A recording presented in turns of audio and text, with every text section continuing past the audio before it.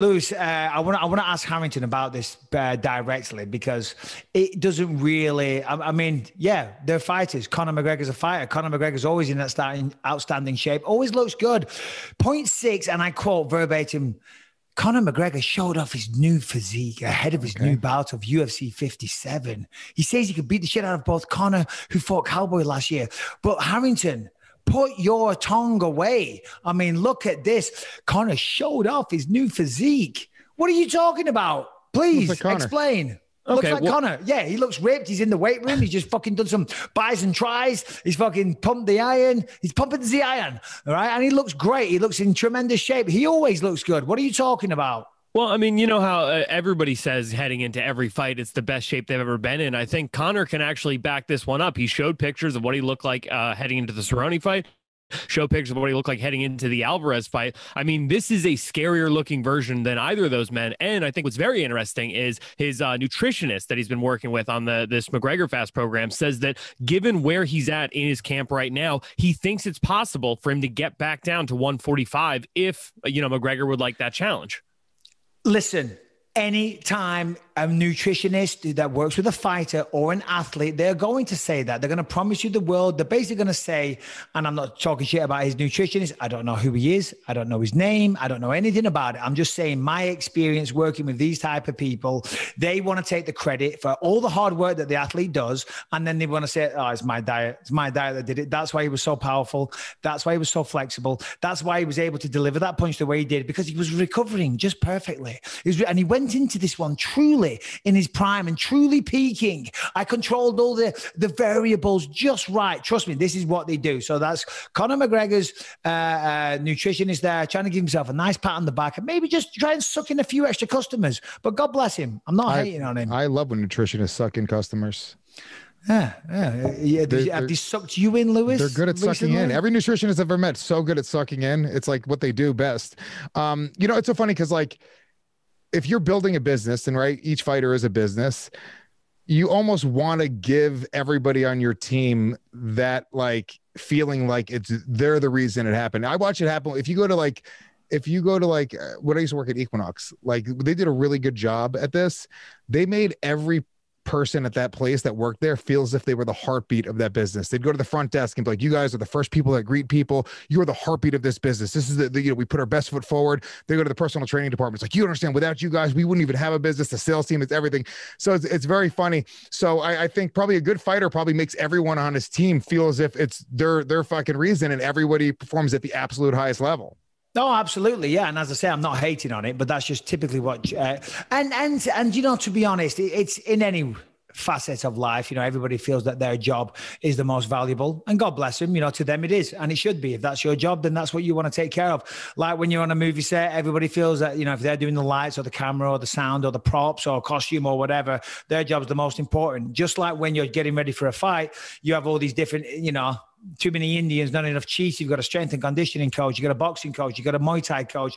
You got a wrestling coach. You got a nutritionist. You got a fucking, you know what I mean? You got a chef. You got everyone, and everyone all feels that their little piece of the puzzle, their little piece of the pie is why you're getting success. You're all working together. It's all part of a collective effort, but still egos do kind of creep in a little bit there. And that's what I was going to say before when you were talking about miking up the cornerman. They do that every single time you go out and fight. One cornerman. You always pick up one cornerman that is the guy to be mic'd up, and that's typically goes to your head coach or the person that you resonate the most with or you have the most trust in. Sometimes you do see a little bit of bickering between the cornermen. I've never really seen it. Perillo was always a strong guy, and that was the guy I wanted, and everyone else accepted that. But sometimes I have seen it where people talk shit. In fact, I had my life threatened by a cornerman because I didn't want him in my corner. There you go. Off a little tangent there, but still, there you go. Who in your career, forget Jason Perillo for a second, because obviously he was a mentor in a different relationship. You guys are like brothers, legitimately, but who would you sort of ascribe the most importance to in terms of a role in your team? If there's I guess for you coming up, whether it's a nutritionist, whether it's your manager, an agent, whether it's who do you think that sort of actually is the heartbeat and behind the fighter, who's the heart and soul besides your head coach? Because obviously that means something. But that's what I was going to say. Not necessarily for me, because I don't want to talk about me. I'm just talking about for anybody listening or whatever. Generally, that would be the head coach. The head coach has to keep everybody in place. It's the head coach's job, because as I said, you got all these different coaches, right? And you go to them, and typically when you start a fight camp, you get the whiteboard out, you plan it out, you realize what you got to work on for this training camp. Let's say you're fighting a wrestler with good jiu-jitsu.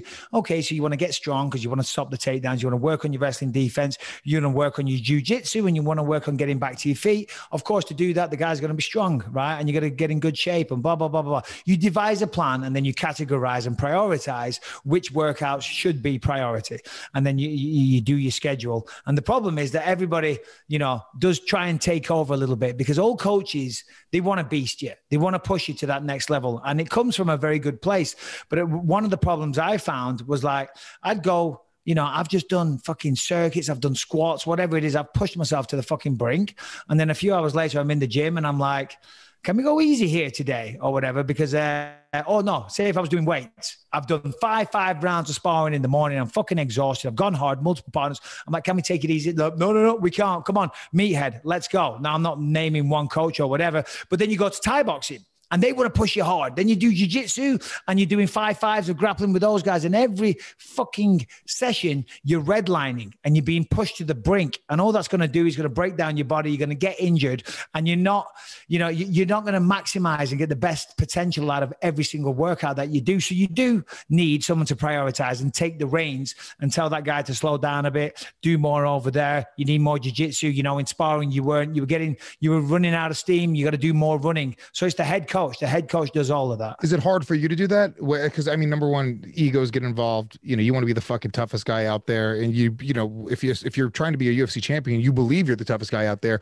Was it hard for you to ever pull back and say, no, I need a rest day, right? There's a saying there, right, where they say I don't even know what it is, but it's sort of I've said it on here a few times. Perillo used to say it all the time. Taking a day off requires confidence, because sometimes if you're ahead of the schedule, you can take a day off, but it's mental weakness to think I can't rest. If you get out of bed and think, oh, I'm going to train today because he's training, that's a mental weakness. But there's a fine line between taking a day off because it's smart and then being a lazy bastard and taking a day off because you can't be bothered.